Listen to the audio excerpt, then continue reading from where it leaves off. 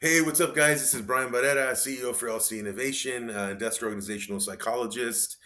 Yeah, guys, I want to talk to you guys about some fun stuff today. It's going to be a three-part quick series. This three-part series is going to be about. It's going to first lead off with what I'm going to show you right now about the NBA greatest player of all time, the GOAT, the greatest of all time debate. We're going to have some fun with that. Then we're going to have some fun with looking up the Academy Awards and the Oscars. And then all that is going to lead up to talking about baseball and their perfect system that I believe that they have for recognizing the best players at their respective positions. And we're going to have another bad example when it comes to football, the NFL. But this is all going to lead up to the third video, which is going to be about employee of the month and employee of the year and why we should do it. But I want to have some fun first, right? I want to have some fun. I don't sleep that well. I don't. My mind's racing. I read a lot of stuff. I see a lot of videos. I do a lot of stuff for my work. This is my professional life that I'm 100% dedicated to professionally. But yeah, sleepless nights. I work on weekends. I work during the holidays. I'm just a workaholic and I love it. I love what I do. But I can't always work. I need to like relax my mind and focus on other things. So what I do during the holidays or nights or on weekends sometimes, I'll look at things that really interest me and I will tag it or align it with something I'm doing. So the 5-2 employee framework, the book that I just released, you can check that out on Amazon. A link is in the bio. But I just want to make sure you guys understand what I'm doing here. This somehow has to do with the employee framework, which I'll get into in the third video. But yeah, this is about the GOAT debate, right? So I talk to a lot of people about basketball. I played basketball in high school. I was, for an average person, I was pretty good. I was never NBA ready. I was never college basketball ready. But for an average person, I was pretty good. I played with some really good ball players, but I love basketball. My dad says that when I was a kid, I would sit, when I was a baby, I would sit on his lap and I wouldn't cry watching the Lakers. He's saying I was watching half of the Showtime era because I was born in '86. Um, but that's what he says. And I love basketball. I was a huge Jordan fan. Then I became a huge Shaq fan, then Kobe. And then just recently, because he's a Laker, LeBron James, Anthony Davis. And now, even though I can't stand how much Luka complains to the refs, other than that, I know he's an incredible athlete, an incredible basketball player, and there's a bright future ahead for LA. So sad Anthony Davis left, but I understand the trade. Anyways, I'm a huge AD fan. I have like seven AD jerseys. But anyways, yeah, so the greatest basketball player of all time. There's an argument made for LeBron and for Jordan. And then when you talk to basketball players who actually played the game, and then also when you talk to NBA level basketball players, retired players, when you talk to them, they always say, "Why don't people talk about Kobe? We played against Kobe. We played against the Mamba, right?" Once again, I'm a Laker fan, but I'm an overall basketball fan. I love Jordan at the same time that I love the Lakers. I've always been liking players like Jordan and Kobe, and James Harden, Ray Allen, that two guard player. I've always loved it. But now, what I'm getting into now in the last 10 years, now that I've slowed down and I hardly play anymore, I've become more of that power forward, right? Has a really good jump shot at the elbow and at the foul line, like a really good jump shot in that area. Hits a couple threes here and there, but I'm really good at that elbow, that free throw line area. And that's where Tim Duncan, Kevin Garnett, Rasheed Wallace, Pau Gasol, Davis when they won the championship in 2020, these lanky, big power forwards, that's become like my favorite player that I like to watch.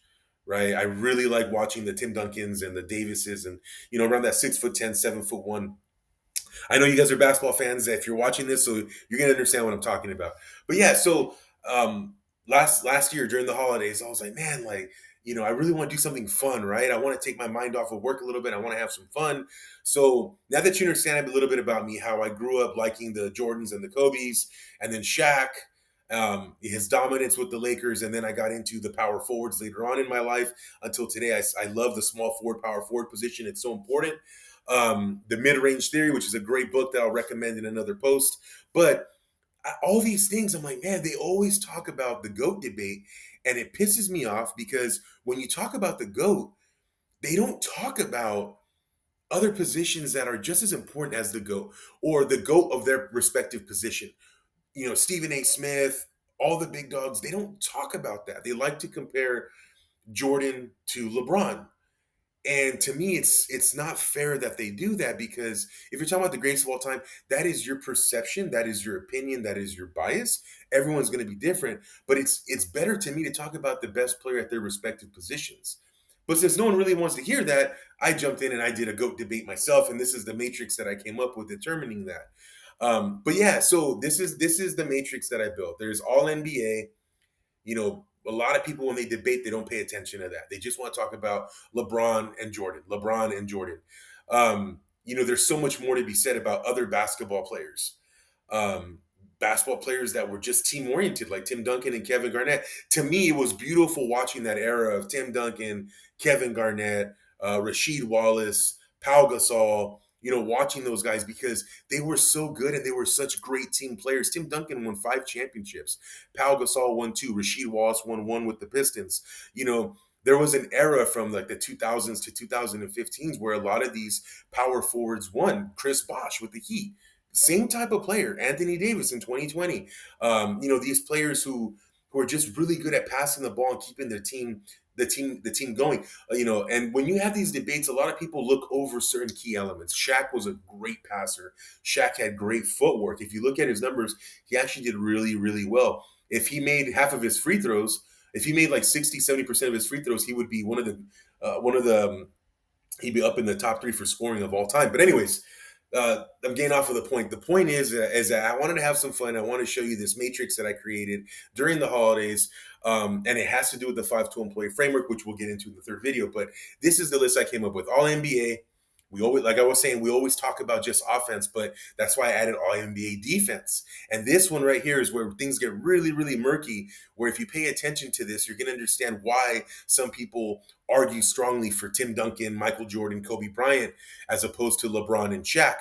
People who could play defense but weren't the best defensive players in the NBA, or one of the top 5 best defensive players in the NBA. Shaq had these monstrous blocks where he would just swat the ball into the stands. Anthony Davis grabs the ball and he just hawks it down and he grabs it. And then you get LeBron, who does courtside to courtside, full court. He'll block someone. He'll miss a shot. He'll run to the other end of the floor and he'll block someone going for a layup or a dunk. It's a beautiful defensive play.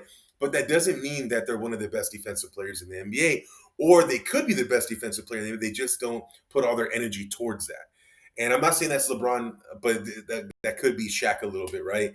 Shaq has admitted that he was a bit lazy in his playing days.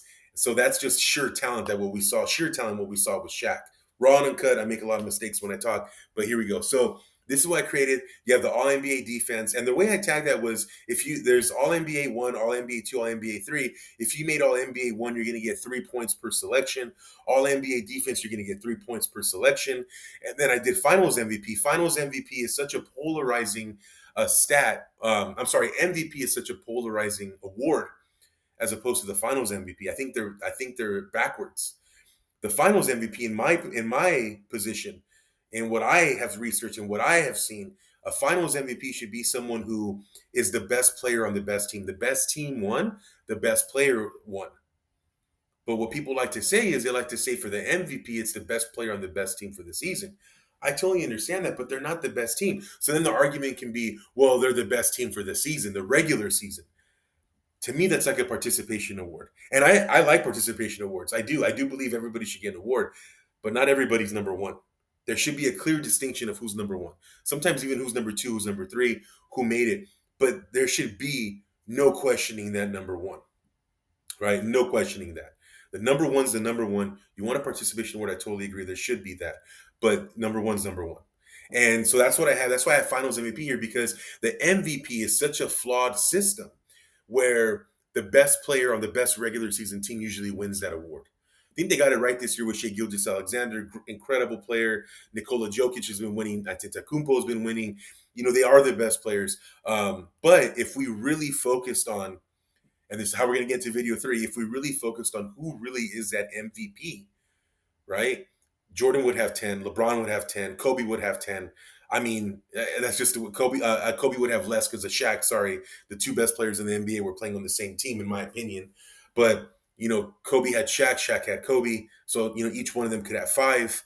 Then you have LeBron with at least 10 because he's been the best for so long, and then you have Jordan with 10.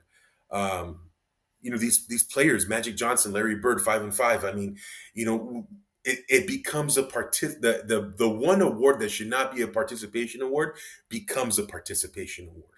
And that's what really bothers me is that, we have these legends like Kobe, who only has one MVP. And from what I've seen, and I saw every NBA game, I'm an NBA League Pass guy. That's how much I love the NBA. I picked the Cavaliers last year to make the finals. They didn't make it, but I picked them. That's how much I watch basketball.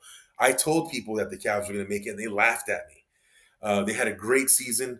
But yeah, it's just people don't pay attention to those kind of things. They don't pay attention to how much by you giving that participation award is hurting from the actual best player being recognized, and then people having a standard to go after, a level of excellency to go after. We forget that. And once again, we'll go over them, the employee of the month, employee of the year. We'll go over that in the third video, but this one is just that's what I'm trying to get to. I'm trying to get you to understand that, with a good example of how we fail at that. Kobe won MVP. Shaq won MVP. Shaq had 3 Finals MVPs 3 years in a row. And the reason why he had that, he said it in an interview when he lost to Hakeem Olajuwon in the 1994 or 95 finals. I forgot which one. When Jordan was retired. No, I'm sorry. They beat Jordan because he came back from retirement. But that year, 95, when they beat him, when they lost to the Rockets in 95 to Hakeem Olajuwon, Shaq says that Hakeem busted his butt. That's what he says. But if you look at their numbers, Hakeem averaged 31 points and Shaq averaged 29. Shaq was his second or third year in the NBA, a youngster going against the MVP. That's how crazy it was.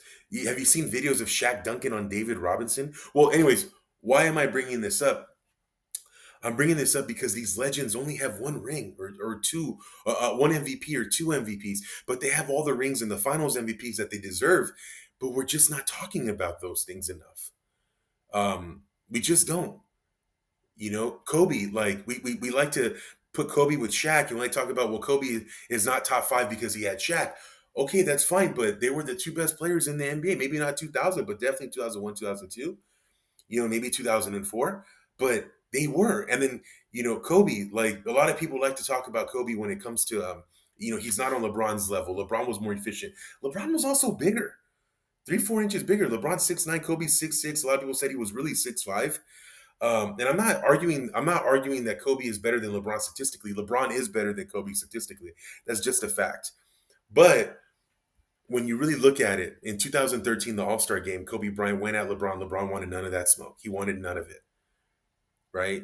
He was the clear number one. Mike Krzyzewski, when he coached the Dream Team, when he coached the Olympic team, he flat out said that Kobe was the best player on that team with LeBron in his prime, right? LeBron James, Dwayne Wade, Chris Bosh have all admitted the reason why they created that super team with that Miami Heat from 2010 to 2014, I believe. The reason why they created that super team was because they were tired of seeing Kobe win with Gasol and the Lakers.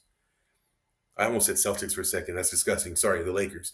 But we have to pay attention to these things because that creates a narrative. In business, it's called intangible assets, or it's called goodwill, right? It's not something tangible that you can grab. But anyways, that's what I'm talking about. The GOAT debate. We don't talk about it in this context enough with everything on the line. And I get irritated because in an employee of the month framework or employee of the year, if you want to pivot up, I'm supposed to talk about the third video, but real quick, if you want to pivot it and the same person keeps winning, you can then pivot and have an employee of the month and keep changing the department around if you have a lot of people in several departments. You can keep focusing on different departments every month. You can do that. But in this context, if we did player for player, would Kobe Bryant, player per position, would Kobe Bryant be number 6? And if you were to tell me that, I wouldn't argue with you. I won't argue with you if you say LeBron James is the greatest of all time or the second greatest of all time. I'm not going to argue with you. I agree to a certain extent. In my opinion, though, it's Jordan 1A and Kobe's 1B. That's my opinion. But if you were to tell me, no, each position should have a player listed in the top 5, right? Magic's number 1 for a point guard. Jordan's number 2 for shooting guard. LeBron's number 3 for power forward. Duncan's number for a small forward. Duncan's number 4 for a power forward. And then Shaq or Kareem or Wilt is number 5 for a center or Bill Russell. But yeah, that's what I'm trying to talk about here. I'm trying to talk about, in fairness, in my biased opinion, what I think the MVP should have been. Who is the GOAT of who is the greatest of all time? So here are the matrix, the finals MVP. You get a point per finals MVP. I didn't choose the MVP, I chose finals MVP. 20,000 clubs, you get more points than that because how many years have you been in the NBA? How many years have you been at a high level in the NBA, right? Kobe and Jordan, 15 plus years. LeBron James is already uh, he's on his 23rd season this year coming up. So yeah, he's been the man for a long time. And then I also put a little matrix here of how long were you the best at your position.